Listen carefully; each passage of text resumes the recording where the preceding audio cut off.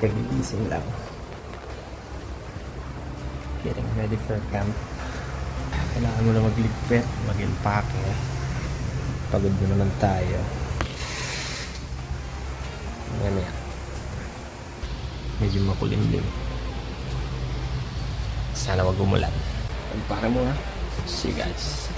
Halos di na makahinga sa dami ng junk. Isang rice cooker, limang and and a fan. Doing it the Pino way. There's mommy inside. Hello. Dito lang nakasama yung bruha.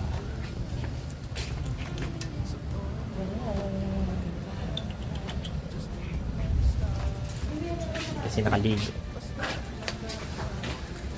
Gotta go.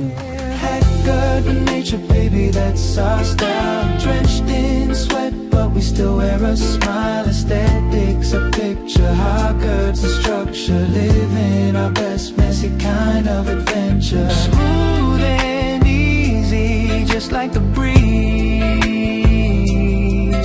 Living life with a little bit of grease. Haggard by nature. Haggard by nature. Stay messy. Stay happy.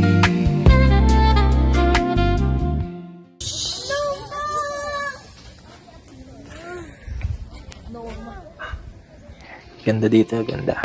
Fresh. Peaceful. Siyempre, tayong taga-ihaw as usual. Today's menu, tilapia.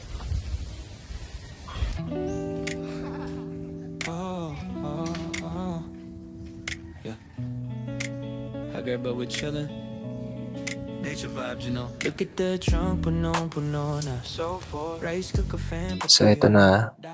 Medyo pahirapan na dito. Tutok kami sa araw. Medyo hindi naman na-haggard sa pagkabit ng tent. Kaya lang, may hindi inaasahang nangyari. Kaya, ayun. Medyo nagpanik. Hi guys. So today we're camping and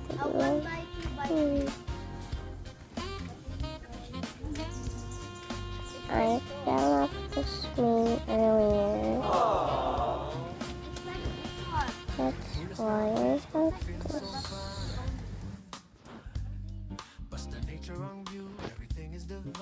My mom is setting up the tent. Huh?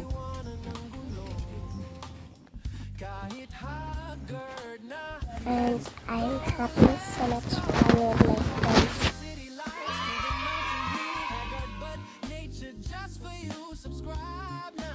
Hi. So, yun nga. Medyo okay naman siya. Kasi, gas-gas lang. And, na-apply naman ng first aid. So, actually, after nun, balik bibo na uli si Bunso. Diba? Mahalaga, happy pa rin siya. You know. Very brave. Ang batang makulit. So, ayun. Na-enjoy pa rin namin ang buong araw pagka-camping.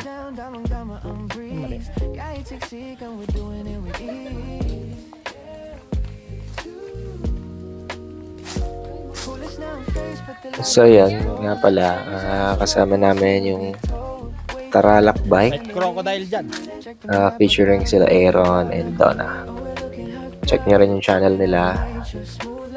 So, actually, almost every camping namin, kasama namin sila. Pero, minsan, syempre,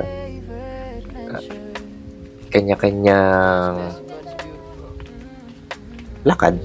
Ganun.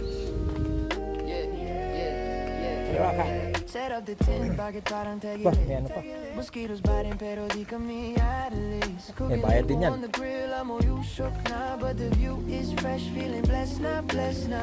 Puro puwet mo yung nakikita dito.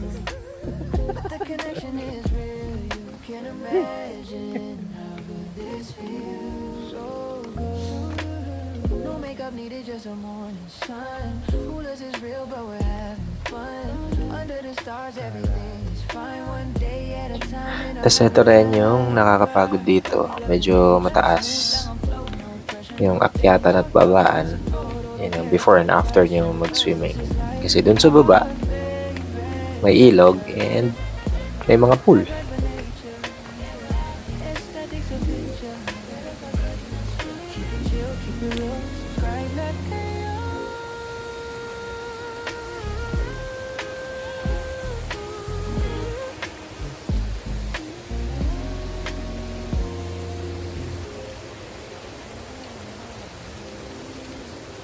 Oh, puka.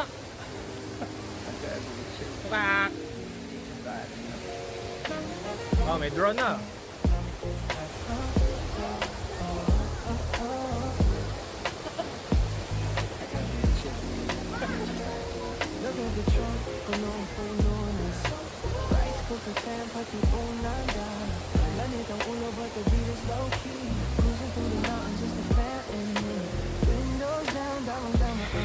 Yan, nakaka-relax dito. As in, yung sa kanan nga pala na pool na yan, parang ano ng tilapia. And then itong sa kaliwa, ayan, dyan kayo mag-enjoy.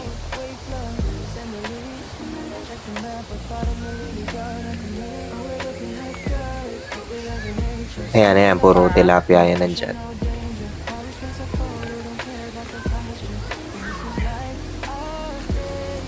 Tapos dyan, ayan yung mga pool pang bagets. Mababaw lang siya. Diba? Ganda. Very calming, soothing. Yan. Enjoy naman sila. Relaxing din para sa mga adults. So, highly recommended. Yan. Try nyo dito.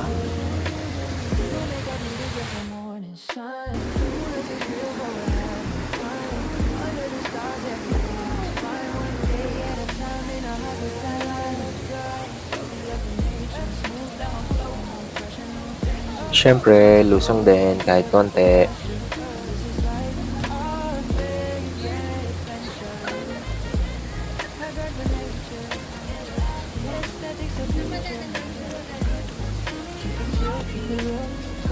Lusong lang kahit mga ilang segundo and then akyat na kasi malamig.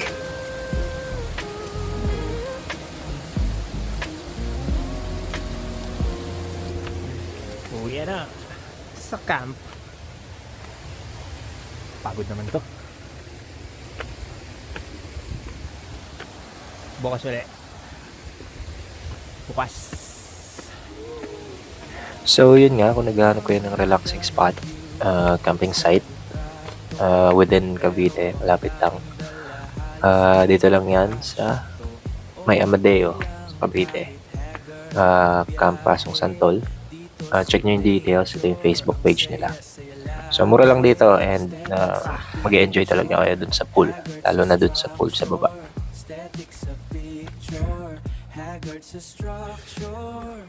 And syempre, dinner time. Ako naman, ihaw. Pero this time, bodol fight kami. And then yun, after eating, kwentuhan. Very relaxing talaga dito, promise. Lalo na paggabi.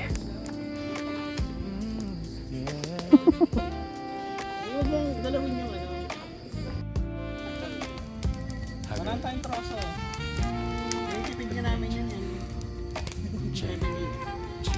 Okay. Sun is up, bagay siksik na sa trunk. Halos di na makahinga sa dami ng junk. Isang rice cooker, limang unan and a fan. Doing it the Pino way as best as we can. The road is long, the kids are loud, but we're driving high above the clouds. So high, Diba? who's not look but the vibe is right. Yan natin, Jay. Hi, guys. Hi, guys. Second day. So yun, shoutout nga pala kay Joy Balina. Pinakamalupit naming vlogger. Kaya lang hindi namin siya kasama ngayon. Pero sa ibang camping namin yan. Nandun siya.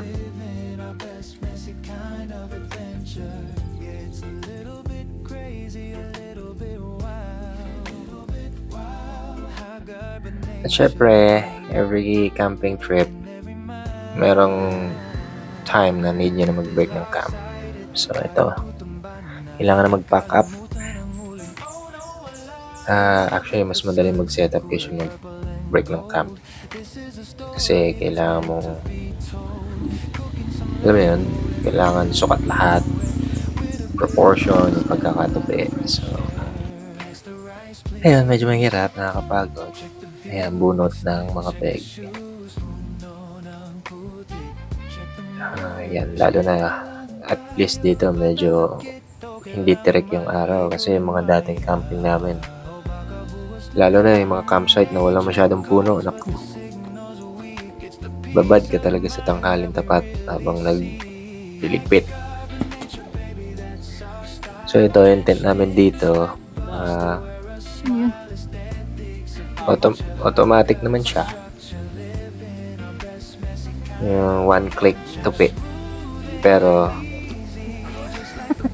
ayan, Lagay mo na sa plastic na may ziplock. nakakapagod. Ayan, yung magsalansan ng mga yung tela niya. Ayan.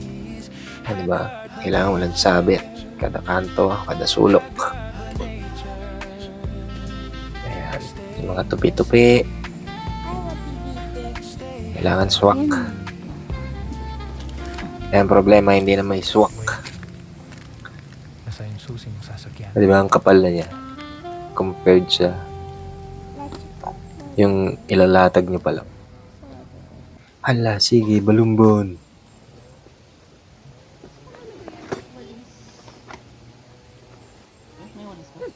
Haggard by nature.